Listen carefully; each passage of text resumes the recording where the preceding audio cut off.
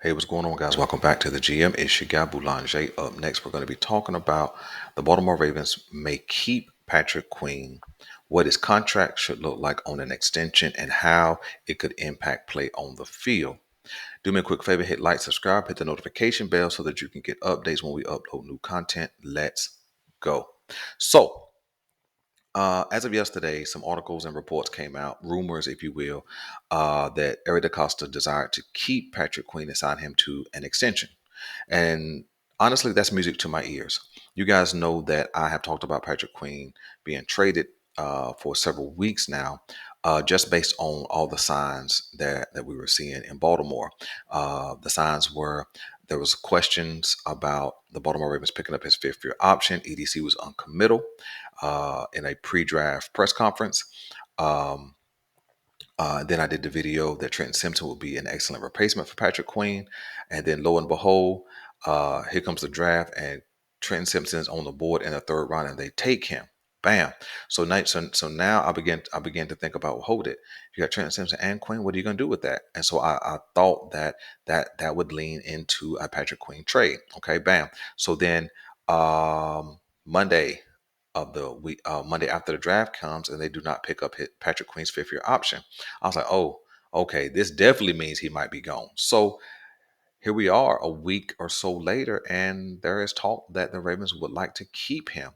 And I'm so glad to hear that. I hope they can get a deal done, because I think that it always, for me, makes more sense that you keep a proven commodity than wait on draft compensation for an unproven commodity. I think Patrick Queen is a top 10 linebacker. Therefore, I think a contract that would be um, pretty market value for Queen would be something like a 5-year, $80 million deal, which would give him a $16 million per year average. Now, I know that's super expensive, but that's what great linebackers or good to great linebackers are going for nowadays. I think if the Baltimore Ravens bonused him 25 or 30 million, that would bring his per annual salary down to about 10 or 11 million dollars, depending on which one they do. And if they add void years to the end, that could bring his number down even more. And so I think it's an excellent idea to keep Patrick Queen in house. He's coming off his best year. He played really well with Roquan Smith, and then I think that when you begin to think about how this could work on the field with Queen, Smith, and then the addition of Trenton Simpson.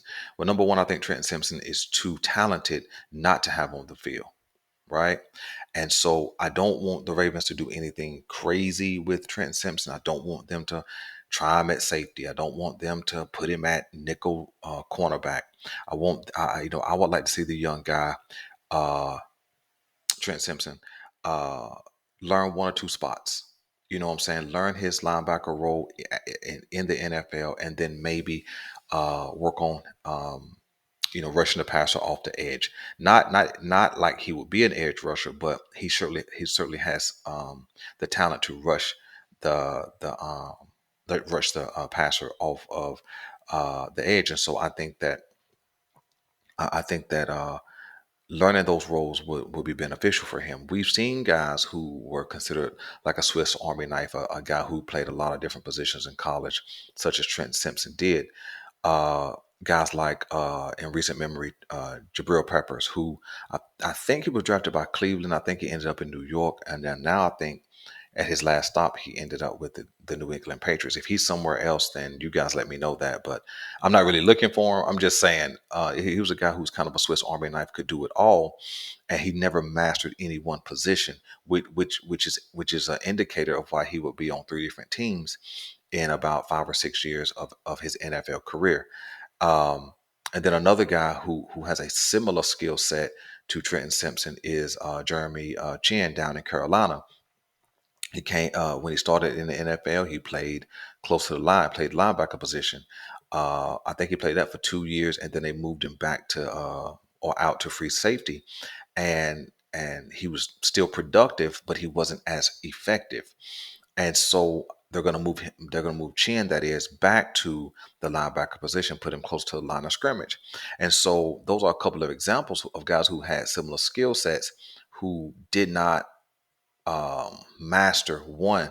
And so I'm saying let's take what he has naturally, which is good height, 6'2", good weight, over around 215 pounds, and good speed, 4.43 speed. Let's take what he has naturally and let him master one or two roles. One being his natural linebacker position. Two, maybe rushing off the edge or working in some blitz packages. So how could it work on the field with all three? Well, if they don't do anything crazy, I think the Baltimore Ravens could use a traditional 4-3 set, right? And that doesn't mean they just scrap the 3-4 and go only to 4-3. But I think to put all three of these linebackers on the field at the same time could be super scary for offenses. I think you go four down linemen, maybe Pierce, big body in the middle, Travis Jones, big body in the middle, let Metabuke and Odafe or Ajabo put their hand in the dirt, come off the edge. I don't know if Metabuke has that kind of skill set yet as far as just being an edge rusher, but I know Ajabo does, and I know that Odafe does. In fact, I think that uh, putting their hand in the dirt for Odafe and Ajabo, I think that may make them more effective, where they don't have to read and react. They don't have to get out and pass coverage. They can just put their hand in dirt and get after the passer. And I certainly think that would help Odafe. But nevertheless, back to the interior linebacker position.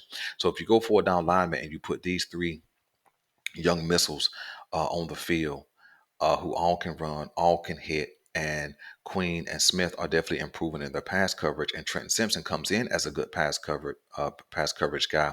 I think that it's going to be hard for a team to throw underneath, and I think it'll be difficult for a team to run around the edge, because this is who you have. And so Queen could certainly get to the edge first, but then here comes Roquan, here comes Trenton.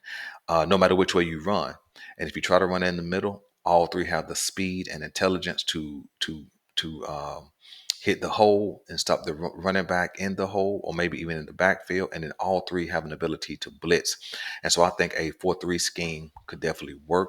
I think a 3-4 scheme could certainly work. Put all three, again, all three linebackers on the field. Kind of put a traditional 3-4 front. Trenton Simpson's coming off the edge. Jabo or Dafe comes off the other edge, and you still got Queen and Roquan in the middle. So, um, and I'm not a tactician or anything like that. I'm just talking about ideas where all three of these young guys could get on the field, and they should be on the field together a lot. And so I think it make a super scary front for defenses to run or throw against. And so that's my thoughts, man. That's my thoughts on Patrick Queen. I'm super excited to hear, not that they've done it, I'm super excited to hear that the Baltimore Ravens are considering keeping Patrick Queen. I think a 5-year, $80 million deal is a good market value for Queen.